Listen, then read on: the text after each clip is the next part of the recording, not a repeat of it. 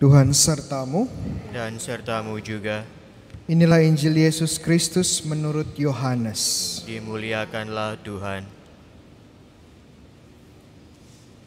Di rumah ibadat di Kapernaum, Yesus berkata kepada orang banyak, "Akulah roti hidup yang telah turun dari surga.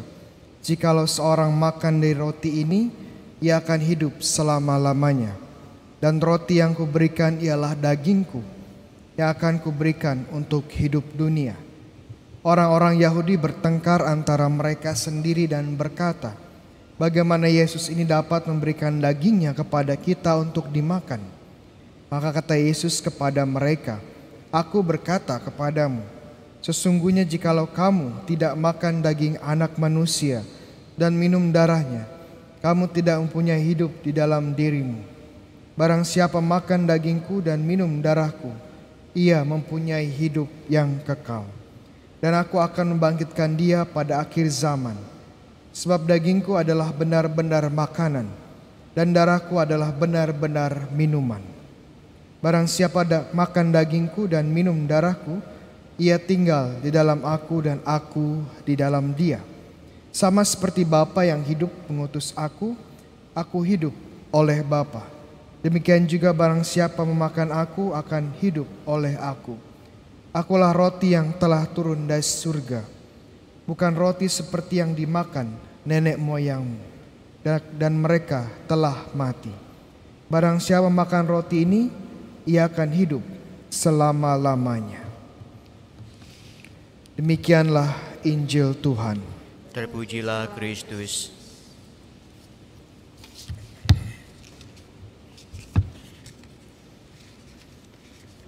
Sahabat-sahabatku yang terkasih, selamat pagi semuanya. Hari ini kita bersama-sama merayakan Hari Raya Tubuh dan Darah Kristus, atau yang sering disingkat dalam bahasa Latin sebagai Corpus Christi. Corpus Tubuh Kristi Yesus. Ini perayaan ini sedikit sejarah, sedikit kata kayak sejarah tentang awal perayaan Corpus Christi ini berasal dari inisiatif dari seorang biarawati yang bernama Santa Juliana dari Liege di Belgia waktu itu. Dan dia meminta uskupnya untuk merayakan secara khusus sebuah ekaristi, merayakan secara khusus memperingati sakramen, berdirinya sakramen ekaristi, dan juga terfokus pada tubuh dan darah Tuhan kita Yesus Kristus. Yang awalnya adalah perayaan lokal, perayaan keuskupan lokal, kemudian perlahan-lahan berkembang dan akhirnya diterima oleh Gereja Universal menjadi perayaan universal Gereja Katolik. Waktu itu tahun 1264 oleh Paus Urbanus keempat. Kita tahu sendiri sebagai umat beriman, sebagai umat yang rajin ke gereja, kita tentunya tahu bahwa perjamuan terakhir ini adalah di mana Yesus mendirikan sakramen ekaristi, di mana Yesus memberikan tubuh dan darahnya. Tetapi kita tahu juga bahwa ekaristi, atau lebih tepatnya Kamis Putih yang kita rayakan untuk merayakan berdirinya sakramen ekaristi ini juga merupakan bagian integral dari Trihari Suci. Dan dalam Trihari Suci biasanya fokusnya adalah tentang perayaan sengsara, wafat, dan kebangkitan Kristus. Jadi fokusnya tidak banyak di berdirinya sakramen ekaristi atau di tubuh dan darah Kristus. Nah, oleh karena itu ini Santa Juliana ini menyarankan agar ada hari khusus yang didedikasikan untuk merayakan ekaristi, untuk merayakan berdirinya ekaristi dan merayakan tubuh dan darah Kristus. Kalau lihat kalender liturgi yang sebenarnya perayaan ini Corpus Christi seharusnya hari Kamis. Ya, hari Kamis setelah Hari Raya Tritunggal Maha Kudus. Kenapa hari Kamis? Karena ini berakar pada Kamis Putih, ya, Hari Raya Kamis Putih. Tetapi karena tidak semua negara itu hari Kamis itu hari libur, makanya banyak yang dipindah, seperti Indonesia dipindah ke hari Minggu, ya, supaya lebih banyak lagi yang ikut berpartisipasi dalam perayaan ini. Yaitu kenapa, ya, sedikit sejarah. berasal tentang asal mula dari perayaan tubuh dan darah Kristus ini. Nah, sekarang kita lihat Injilnya. Dalam Injil yang dari Yohanes, Yesus sekali lagi menegaskan bahwa tubuhnya adalah sungguh makanan dan darahnya adalah sungguh nyata, sungguh sebuah minuman yang harus kita santap. Dan kenapa perlu kita santap? Karena Yesus sendiri bilang kalau ingin memperoleh kehidupan kekal, memperoleh rahmat sejati, maka kita harus memakan tubuh dan darahnya. Saat kita dibaptis, sungguh kita menerima kehidupan yang kekal, tetapi saat kehidupan kekal ini perlu terus ditumbuhkan, terus dijaga dan terus dirawat. Bagaimana caranya? Ya, dengan menerima tubuh dan darah Kristus ini di dalam Ekaristi.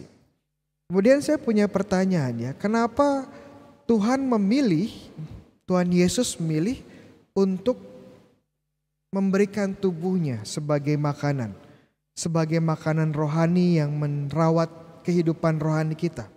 Kenapa Tuhan Yesus tidak cukup dengan memasukkan rahmat, menanamkan rahmatnya ke dalam jiwa kita?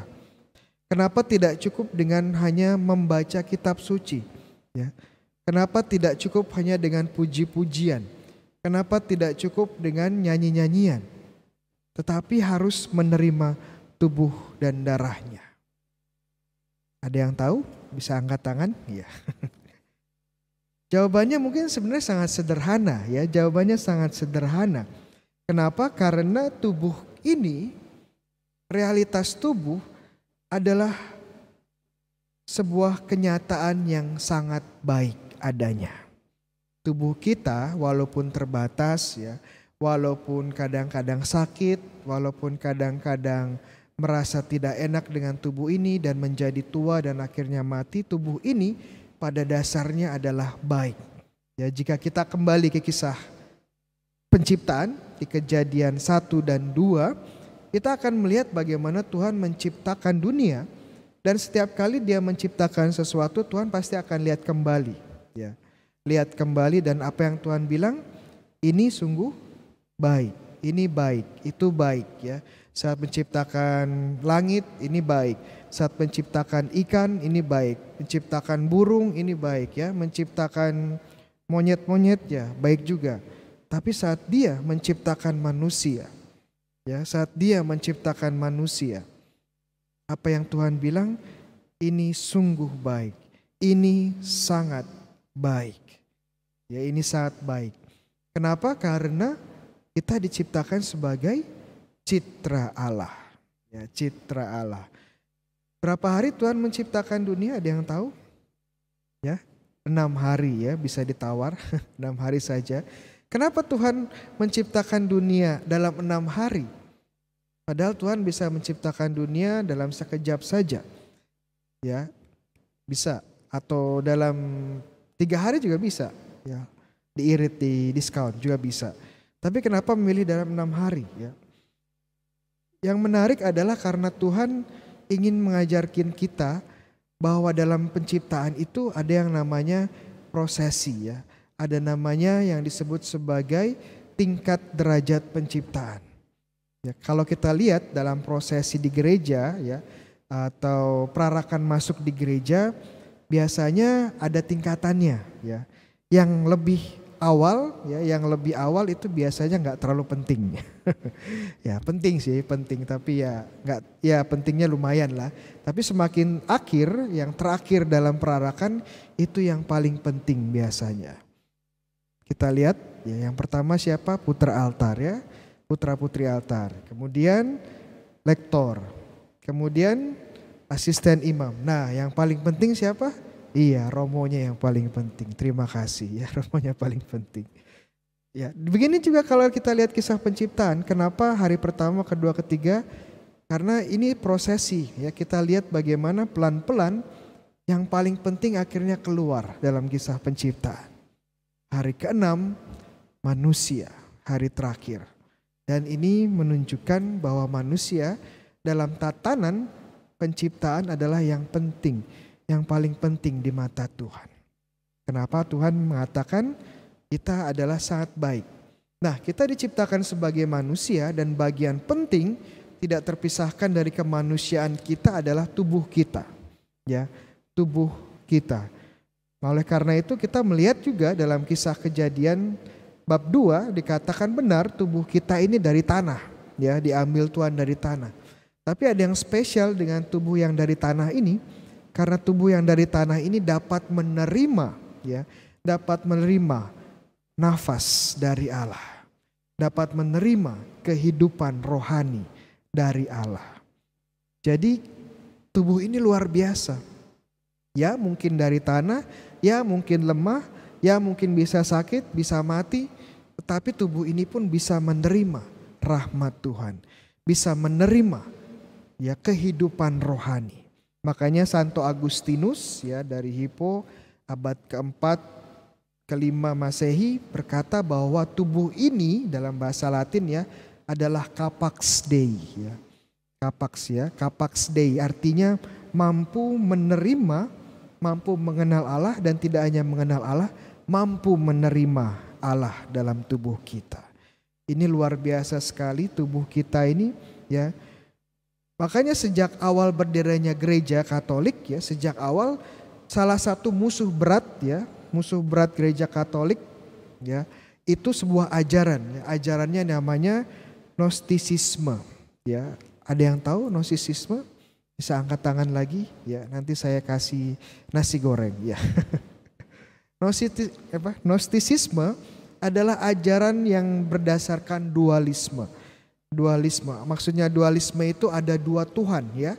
Tuhan yang pertama itu Tuhan yang baik, yang menguasai dunia rohani, para roh, malaikat, dan roh manusia. Dan ada Tuhan yang jahat. Tuhan yang jahat ini menguasai dunia material, menguasai dunia jasmani. Jadi semua yang berupa raga, berupa jasmani itu jahat, gak baik. Termasuk adalah tubuh kita. Makanya tubuh kita harus dihancurkan, ya, harus dihancurkan, dan supaya roh kita yang terpenjara dalam tubuh ini dibebaskan, ya. Nah, ini menurut ajaran Gnostisisme. Dan waktu abad salah satu ini Gnostisisme ternyata tidak hanya bertahan di abad awal gereja, di abad pertengahan pun Gnostisisme tetap ada, ya. Makanya pendiri Ordo Pengkhotbah, Ordo Pewarta yang namanya Dominikus de Guzman, salah satu tujuan mendirikan Ordo Pewarta adalah untuk menghancurkan, memerangi ajaran sesat yang namanya Albigensian, ya. Albigensian ini sebenarnya variasi atau adaptasi abad pertengahan dari Gnostisisme, ya. Puji Tuhan, ya, Albigensian sudah tidak ada, ya. Kita berhasil memerangi, ya, memerangi ajaran sesat ini di abad pertengahan, tetapi permasalahannya Gnostisisme susah sekali, ya. Gnostisisme ini tetap bertahan sampai sekarang, ya, dalam bentuk-bentuk modern. Bentuk modern Gnostisisme ini apa, Romo? Ada yang tahu? Ini saat kita, mungkin tanpa disadari, saat kita menggunakan tubuh kita hanya sebagai instrumen untuk mencapai tujuan-tujuan duniawi kita.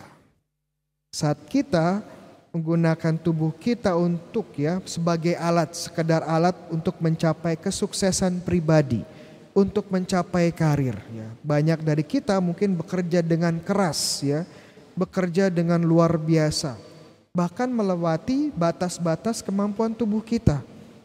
Dan mulailah didoping dengan zat-zat kimia, dengan obat-obatan, sampai tubuh pun rusak, sampai tubuh pun tidak kuat. Ini kadang-kadang sering terjadi, ya, dengan orang-orang yang pengen sukses, yang pengen karirnya selalu nanjak. Tapi juga kadang-kadang ini menyerang kaum religius, kaum rohaniawan, para romo, suster, ya, dan biarawan-biarawati lain yang bekerja begitu keras, lupa untuk menjaga kesehatan, lupa untuk menjaga tubuhnya. Ini bisa menjadi bentuk dari Gnostisisme tadi. Ada kalanya kita juga memperlakukan tubuh kita sebagai sarana untuk mendapatkan popularitas. Pengen terlihat paling cantik, pengen terlihat paling ganteng, ya. Makanya kita menggunakan semua hal produk-produk kecantikan yang luar biasa supaya kelihatan paling cantik, paling ganteng. Tubuh kita ini sebenarnya sudah sangat cantik, sangat indah. Ya perlulah dilawat ya, perlu dirawat. Dengan produk kecantikan nggak apa-apa. Tapi kadang-kadang berlebihan, berlebihan. Harganya, beli produk kecantikan yang harganya luar biasa. Yang sama bahkan lebih tinggi dari uang sekolah saya dulu waktu kuliah. Ya. Masih nggak puas dengan produk kecantikan, sekarang disuntik, wajahnya disuntik. Masih nggak puas, dioperasi. Masih nggak puas, operasi di Indonesia, pergi ke Korea. Ya. Tapi sampai di Korea bukannya makin cantik malah hancur. Ya. Kenapa? Karena dia pergi ke Korea Utara, ya, bukan ke Korea Selatan. Ya. Jadi bukannya disuntik silikon tapi ditembak nuklir, ya, hancur, ya. Dan kadang kita juga menyalahgunakan tubuh kita hanya untuk mendapatkan kenikmatan. Ya. Ada orang-orang yang hobinya makan tanpa batas. Ya. Lupa bahwa tubuh juga punya batas. Iya, makan enak, saya juga suka makan. Ya. Tetapi tubuh punya batas. Dan kalau batas-batas ini dilewati, ya tubuh juga akan rusak. Ada juga sekarang menggunakan tubuh untuk dijual. Makanya salah satu bisnis yang menguntungkan adalah bisnis jual beli organ tubuh. Ini adalah bagian-bagian bentuk-bentuk modern dari Gnostisisme. Dan kita sebagai orang Katolik, sebagai umat Kristiani terus perlu menyadari hal ini. Karena hal-hal ini terjadi juga di dalam hidup kita. Ya. Pesta Corpus Christi atau perayaan Hari Raya Corpus Christi membawa kita kepada kebenaran yang lebih dalam lagi. Bahwa tubuh tidak hanya untuk menerima rahmat, bahwa tubuh tidak hanya sebagai sesuatu yang sangat baik, tetapi tubuh kita, tubuh manusia bisa juga dan memang seharusnya menjadi sarana rahmat, menjadi sarana kasih. Tidak hanya mampu menerima, tapi tubuh kita juga dapat menjadi sarana kasih bagi sesama. Dalam perjamuan terakhir Yesus telah memberikan tubuhnya sebagai ekspresi kasih yang tertinggi. Kita ingat dong dalam perjamuan terakhir Yesus bilang ya memberikan perintah baru, saling mengasihi. Kalian saling mengasihi. Karena tidak ada kasih yang lebih besar daripada seseorang yang memberikan dirinya bagi sahabat-sahabatnya. Dan bagaimana Yesus memberikan dirinya kepada sahabat-sahabatnya dengan memberikan tubuhnya. Dengan memberikan tubuhnya. Makanya saya kembali lagi kenapa gereja Katolik itu seringkali dicap kolot ya. Kenapa sih pernikahan itu hanya satu kali hanya untuk satu wanita dan satu pria? Kenapa nggak boleh prianya punya banyak wanita? Iya. Kenapa harus sampai mati tidak terceraikan? Ya kolot banget ya. Tetapi sebenarnya gereja menyadari bahwa pernikahan menjadi kesempatan bagi suami dan istri untuk memberikan diri sepenuhnya. Dan bagaimana mereka bisa memberikan diri sepenuhnya? Ya dengan memberikan tubuh mereka secara utuh kepada pasangannya. Di dalam kasih tentunya. Dan makanya keluarga pernikahan itu adalah sebenarnya sakramen-sakramen ekaristi kecil. Ya sakramen ekaristi kecil. Bagaimana kita bisa menerima sakramen ekaristi di gereja kalau kita tidak menghidupi sakramen ekaristi di rumah kita masing-masing dengan memberikan tubuh kita kepada suami atau istri, kepada anak-anak kita supaya mereka bisa hidup ya. Jadi ini kabar baiknya, benar karena saat pandemi ini kita tidak bisa menerima komuni, betul. Dan banyak yang bertanya-tanya, Romo ini kapan bisa kembali ya. Saya juga tidak tahu, di Surabaya kasus masih banyak dan masih berbahaya buat kita untuk berkumpul. Dan menerima komuni tentunya. Tetapi kabar baiknya apa? Kabar baiknya sebenarnya saat kita di rumah bersama keluarga, kita juga adalah ekaristi kecil. Justru di rumah sekarang kita punya lebih banyak kesempatan untuk memberikan diri kepada keluarga, kepada anak-anak kita. Yang dulu mungkin sibuk dengan pekerjaan, sibuk dengan karir, ya, sibuk dengan urusan ini itu.